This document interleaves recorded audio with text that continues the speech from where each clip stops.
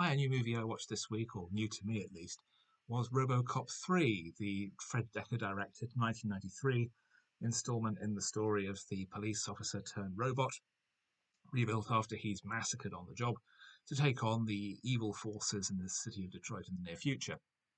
After the first two films saw him tangle with evil forces within the OCP corporation that runs the whole city and a new gang backed by the corporation in the third film, we have a corrupt new head of the OCP, played by Rip Torn, who's planning to bulldoze the working class and slum parts of the city to build a Delta City, the new luxury emporium of consumerism and middle class apartments.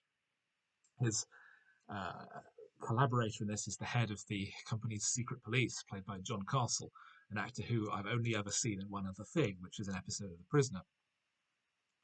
And against this, we have Robocop, who winds up joining with the resistance fighters, led by a surprising band of character actors like Daniel von Barger and CCH Pounder, to take on the evil corporation and protect the citizenry. This had a bit of a difficult journey to the screen. Originally, it was going to come out very soon after Robocop 2 in 1990, I think it was. But the studio, Orion, went bankrupt. Rights were sold on. It wound up sitting on a shelf for over a year. And then, when it was planned for summer 1993, they realised that with the likes of Jurassic Park coming out, it was going to get murdered at the box office. So it was delayed again to the autumn, and it basically did very little money. There was also the supposed drawback that it was only a PG-13 rather than an R rating, and the film is noticeably lacking in the ultra-violence and gore that the first two films had. It's still quite violent. It's still rated 15 in the UK. So I was startled by this is what Americans think child-friendly movies look like. Very violent, but not insane and over the top. But that's American films for you. Um, I enjoyed it in general. I just found it rather bland and lacking in a great deal of the the over the topness or the quirky humor or the satire that made the first two films more enjoyable. The first one in particular.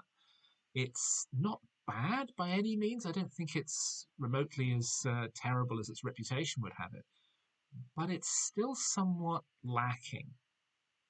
Peter Weller's been replaced with Robert Burke in the role of Robocop. Weller was interested in coming back, but his commitments to David Cronenberg's Naked Lunch blocked him. Nancy Allen returns as the, uh, the partner, but she's killed off halfway through the movie, as in fact she'd wanted. And there's a number of notable, as I say, supporting players like Stephen Root. Bradley Whitford has a small role. It's really surprising how many recognisable names there are in smaller roles. But by this point, I think the Robocop name was sort of played out. There'd been an attempt at a TV series, which was very bland. Robocop doesn't even shoot anybody at all. There was a cartoon series, I think. There would eventually be a new TV series around the turn of the millennium, which was a series of TV movies, much better received attempt. And then eventually in 2014, there was the remake, which everyone hated, largely because it was completely ridiculous and very silly. Silly in a way that the original was, but there was balance to it. There's humour in the original, there's satire in the original, but the remake played those sorts of things that the original had with a wink. It played them totally serious, so that when it's revealed that Robocop really is only just a head and a hand, and everything else is robot, it's a lot funnier than it's supposed to be. But Robocop 3 is really, it's fine. After the first two films, that is a significant drop in quality, I would say, but it's not nearly as bad as people say.